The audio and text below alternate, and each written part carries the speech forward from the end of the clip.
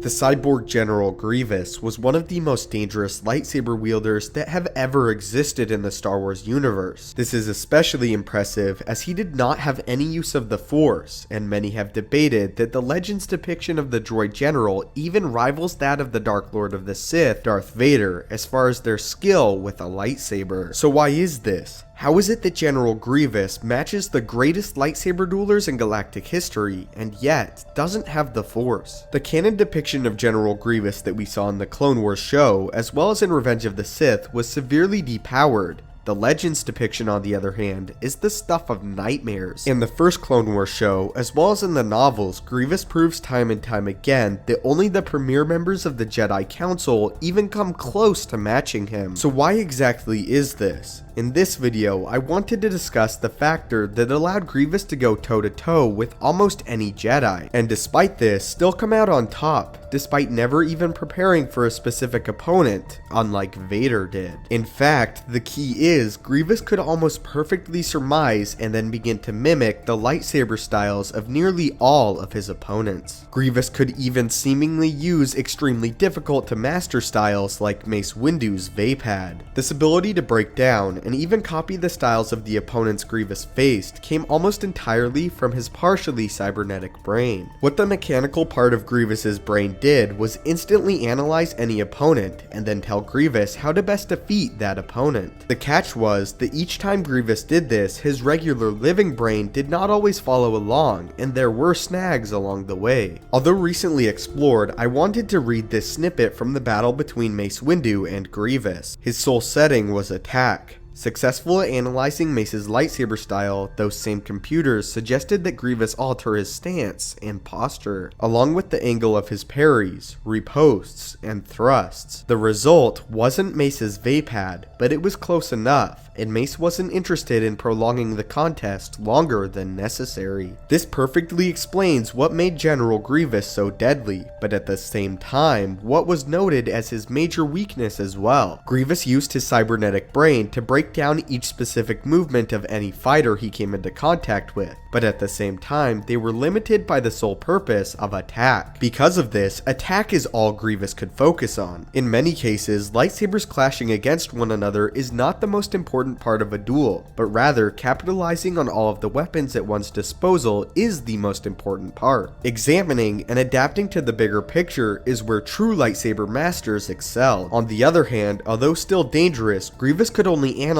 and therefore fight what was directly in front of him, unable to calculate the larger battle. Still though, Grievous's cybernetic brain was hugely beneficial to the cyborg. Not only could Grievous copy a fighting style, his brain could also deduce what style to use to best counter any given opponent's technique. Because of his cybernetics, Grievous also gained a major speed advantage, almost over all of his opponents, meaning he could adapt quickly and precisely. You've no idea what you have brought upon yourselves. I've mastered your weapon, and combined that skill with the speed only a machine is capable of. How can any living being stand against me? But that is why Grievous's cybernetic brain was by far the most dangerous and useful ability that he often used to combat Jedi and analyze exactly how each of them functioned to the highest degree. And more than this, learning how to then counter that and kill his Jedi opponents. But leave what you think in the comments down below about General Grievous's most dangerous